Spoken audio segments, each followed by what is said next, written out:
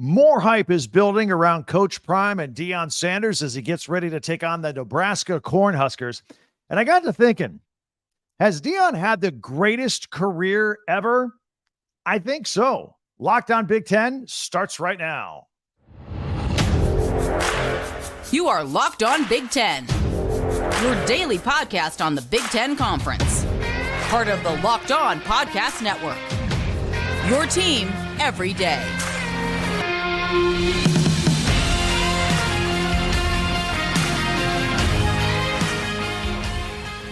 Welcome to Locked On Big Ten. I'm Craig Shemon. Thank you for making us your first listen each and every day. Of course, we're free and available wherever you get your podcasts and on YouTube, and we're part of the Locked On Podcast Network, your team every day.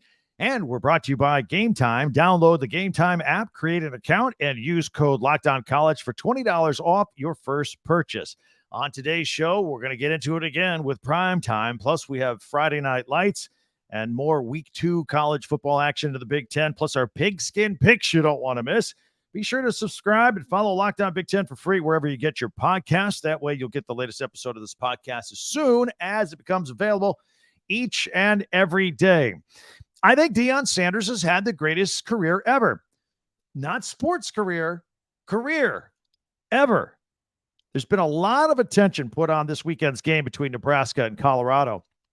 In fact, according to Vegas, it is the most bet on college football game this weekend. Did you know that?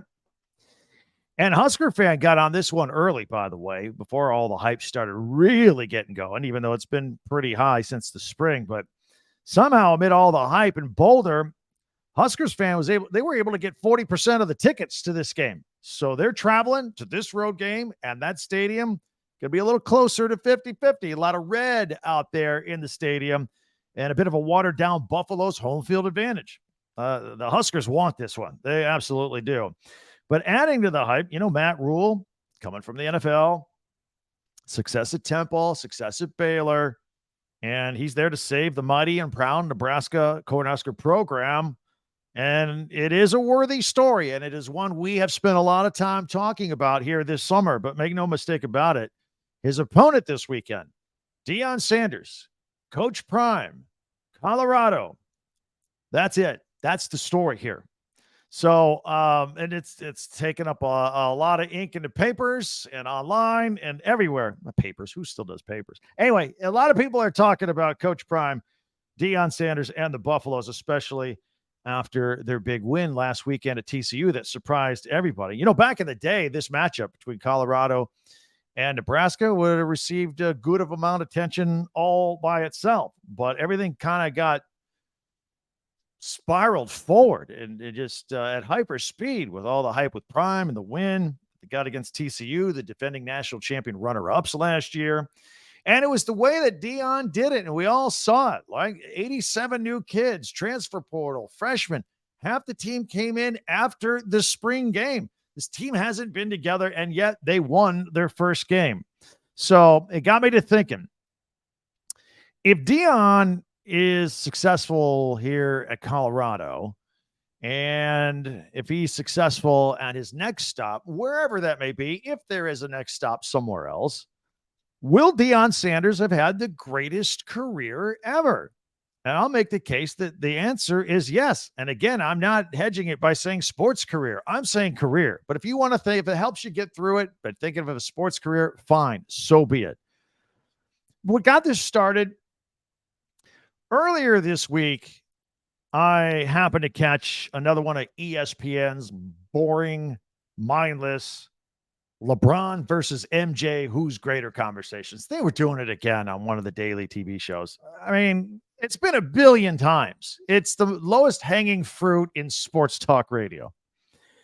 And those guys are kind of one-dimensional, right? I mean, they're basketball players. And MJ tried baseball and failed, and tried ownership and failed, unless you consider losing a lot of games, but still making billions of dollars successful. Okay, you could argue about that. And obviously, LeBron has a lot of business interests too that should not go overlooked here. But both of them in the billionaire stratus. So there is some stratosphere. So there is some success there. But there's more to Deion. And I'm sitting here wondering, Does anybody else compare to Deion and what he's done? How about two sports stars? Okay, immediately the conversation goes to Bo Jackson. Bo Jackson was spectacular at football and baseball, but the career was too short. How about Tom Brady? Long career, 7 Super Bowl titles, but just one sport. I think none of them compare to the career that Deion Sanders is in the middle of. Don't say, and I said in the middle of, not a career that he has had. He is still building on his career. He's still doing it. He's still in his career. So let's go back in the time machine and kind of compare notes a little bit and see if we can just blow you away with a bunch of stats and stories on Deion Sanders. As you all know, it all started at Florida State. He's in the College Football Hall of Fame, had a wonderful career there. His number 2 jersey is retired in Tallahassee. His interceptions and his kick returns for the Seminoles, they became weekly highlight shows. He was a 2-time All-American corner. He had 14 career interceptions. 3 of them were pick sixes. One of them, he even returned for 100 yards for a touchdown. And three of them, I should say, were in bowl games. He had 14 interceptions altogether, just all over the place. And oh, by the way, while he was doing that, he hit 331 for the Seminoles baseball team in 1986 and stole 27 bases in 1987. Then in 1989, he was the 5th pick of the NFL draft. Now, that might have been the greatest first round of the NFL draft ever, and he was the 5th guy picked. 4 of the first 5 guys, including him, all went to the Hall of Fame.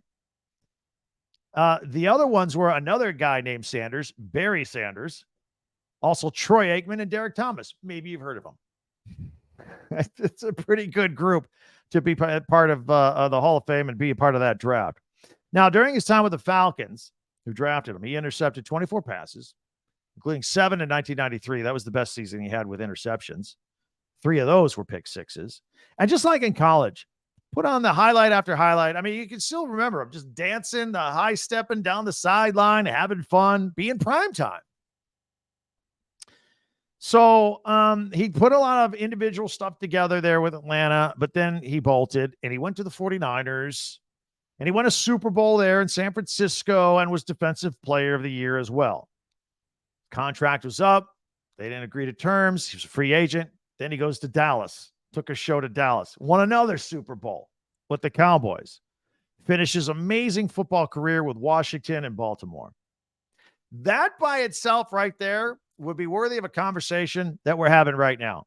But there's more, because I just spent all this time talking about his football career in the NFL.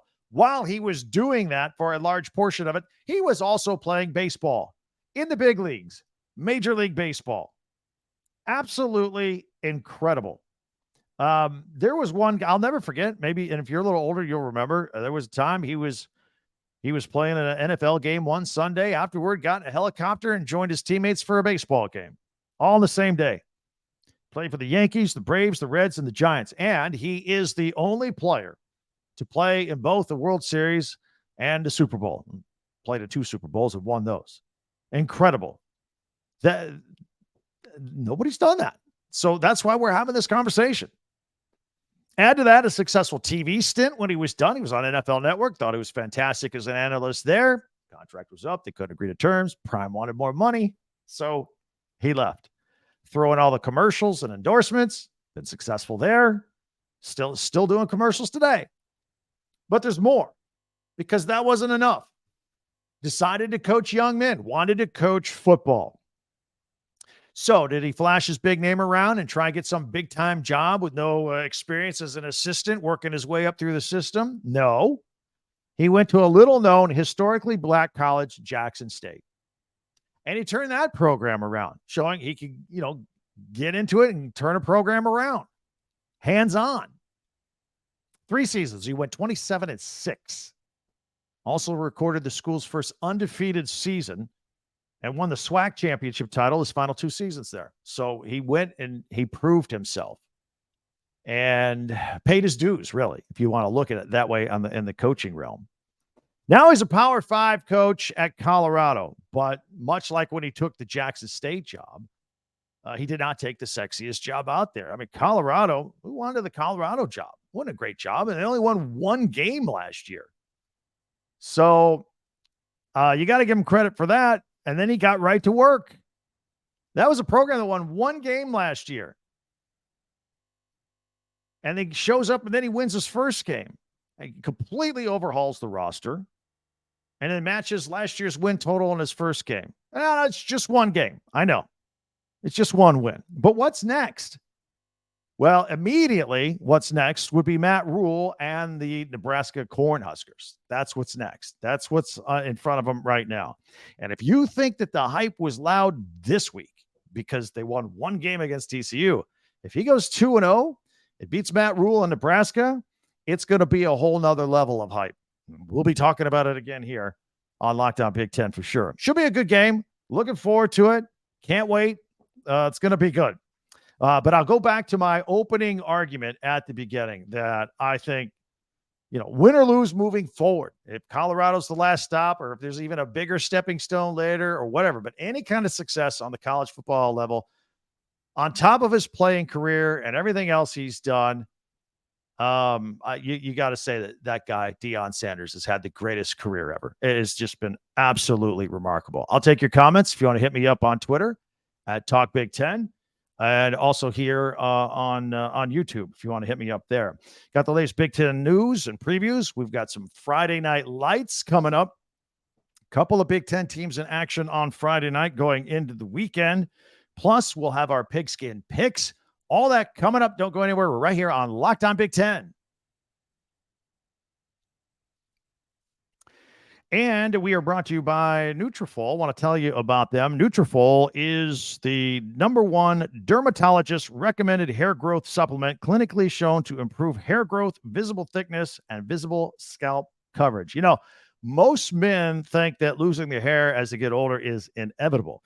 You can take control of your hair's future with Nutrafol's science-backed hair growth supplement for men. In fact, it comes in a package just like this. There it is, showing it on screen for those watching on video. Nutrafol's hair growth supplements use physician-formulated, natural, science-backed ingredients. Their drug-free patented technology provides consistent, reliable results without compromising your sexual health. Go to Nutrafol.com/men and take their hair health wellness quiz and identify causes of your thinning hair, and Nutrafol will give you a personalized plan for better hair health through whole body wellness. So here's what you need to do.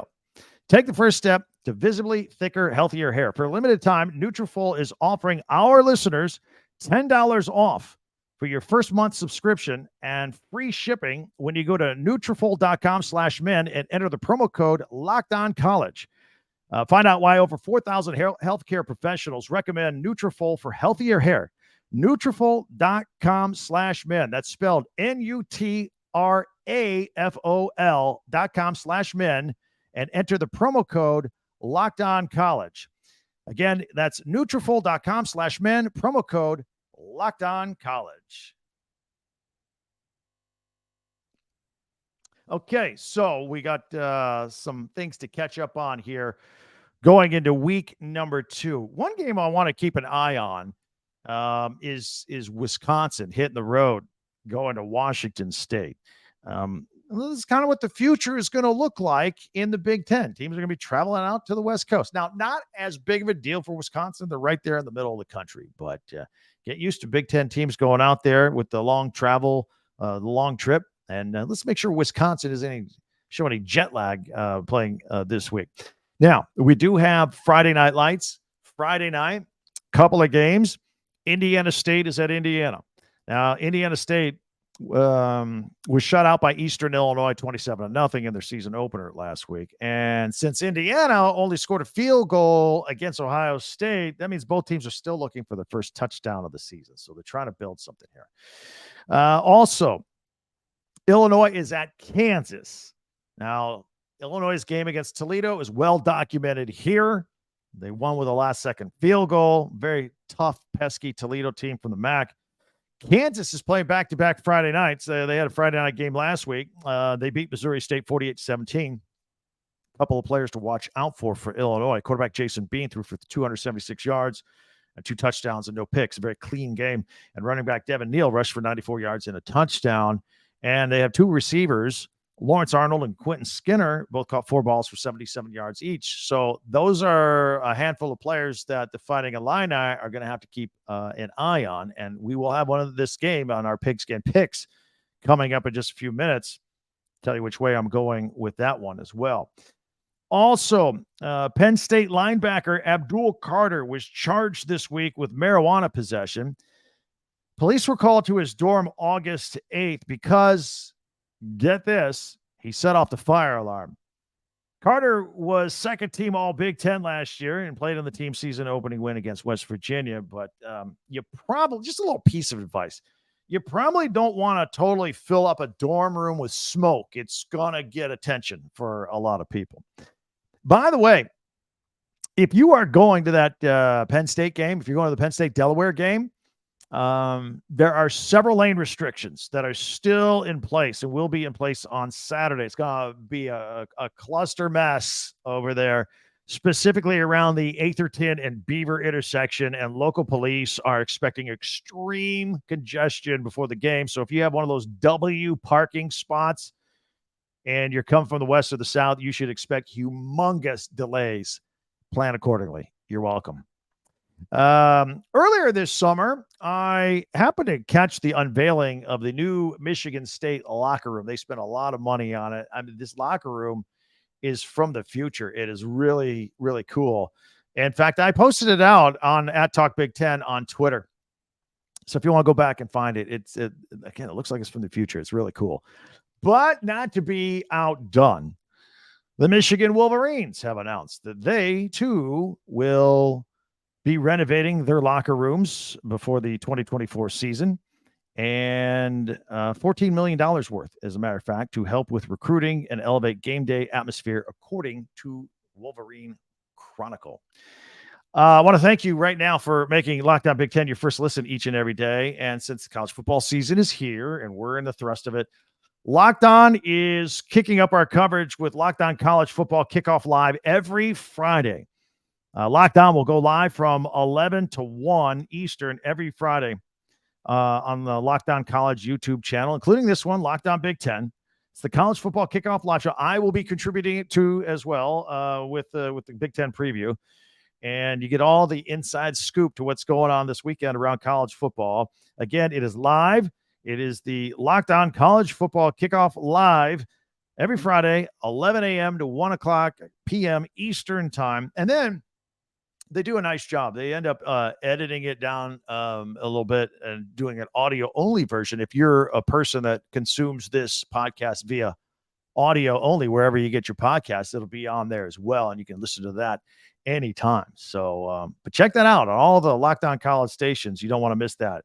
In the meantime, I invite you all to subscribe. We picked up like 250 more subscribers in the past couple of days. Thank you. Please continue to do so. If you haven't, just hit the little subscribe button below, and it's free, and you're part of our club. And every single time we do one of these, which is every day, share, follow, and like Locked On Big Ten. And coming up, our next feature, our Pigskin Picks, heading into the weekend on Locked On Big Ten. All right, so I want to tell you about game time. If maybe you are one of those people that are going to that Penn State-Delaware game I just told you about with all the traffic jams, or maybe you want to go, maybe go a different direction, get yourself some tickets, or whatever game you're going to. I'm going to tell you how to get tickets. Have you ever heard of the Game Time app? You got to have it. You got to have the Game Time app on your phone, and it's fantastic. You can get tickets to any event, sporting events, theater, comedy, whatever. And you can get it like the day of the event, no problem, in case you didn't plan ahead. And they have deals on everything. And my favorite Game Time feature is you can click and see the seat view of where your ticket is, so you know what you're getting ahead of time. You can download the Game Time app today, create an account, and use the code LOCKEDONCollege for $20 off your first purchase. Terms apply. Again, create an account and redeem code LOCKEDONCollege for $20 off. And you'll be good to go. Download Game Time today. Last minute tickets, lowest price, guaranteed. All right, it is time for PigSkin Picks. Now, I'll put them up on the screen here in case you're only listening on audio. I'll go ahead and describe them. Now, here's what we do. Again, I only do money line winners and losers just to keep it simple. But as a public service from me to you, I will give you point spreads and over-unders provided by our friends at FanDuel. And last week, again, they're easy the first week, right? I went 11-1. Purdue, you got me. I would have been perfect. So I'll give you the games, but as the season goes on, these are going to get much harder, but at least I'll be stockpiling some wins along the way. So I'm going to put them up here on the screen for you. And here we go. We'll start it off. Of course, I mentioned just a few moments ago that we've got our Friday night lights here and a couple of games in the Big Ten. Indiana State at Indiana. No line on that one. We are going to pick the Indiana Hoosiers, obviously. I think they should get that one rather easily. The other one on Friday night, Illinois at Kansas. I built up Illinois all summer long. My faith is a little bit shaken after how things went against Toledo last week. This is at Kansas. Kansas a 3-point favorite, over under 57.5. I like to be right more than I am proud. I'm going to pick Kansas. I'm going to pick Kansas in this one. Sorry, Fighting Illini fans. Youngstown State is at Ohio State. No line on that one. I'll take Ohio State straight up. Delaware at Penn State. Same thing. I'll take Penn State. Nebraska at Colorado. I told you earlier, this is the most bet on game in all of college football this weekend. Colorado, a 2.5-point favorite. I've seen 3 in other places. Over under at 59.5. And I've told you in my analysis of this game earlier in the week, the higher this score is, the more I think it favors Colorado. The lower it is, it favors Nebraska. This is kind of a high score. And they also have, Colorado the favorite at 2.5. But I'm wearing red today. I'm going to go with Nebraska. I'm going to go with Nebraska on this one. I think Nebraska can run the ball on Colorado. I think that's where this game's going to be different. I think, TCU ran for like 262 yards against them. So I think they're vulnerable there. We'll see how it goes. I'm going to take Nebraska. Purdue is at West Virginia. West Virginia at home, a 3-point favorite, and the over-under at 46.5. I'm gonna take the Boilermakers. They can move the ball and they can score.